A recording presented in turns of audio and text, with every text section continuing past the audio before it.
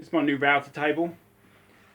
This is the standard router table that I built, but I've adjusted this one to take a 1600 watt larger size Makita router. This is an old model that I personally reconditioned. So if we look here, you can see I've run the guide rails. They're new guide rails. I've run them all the way through. This should give us a little bit of extra rise and fall should we need it. The rise and fall is assisted on this side, and the rise and fall mechanism is on this side.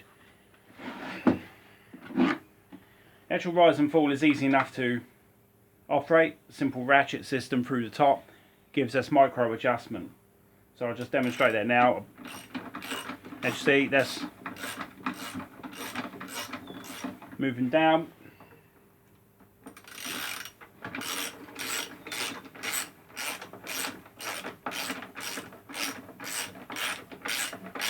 Moving up. This is very easy to get a micro adjusted position, so that's a great asset. On the side you see the MVR switch.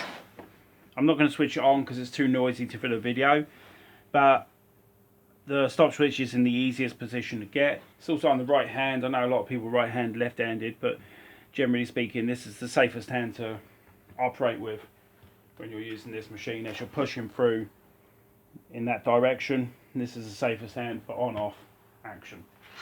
Okay, so last feature of this is on the back underneath.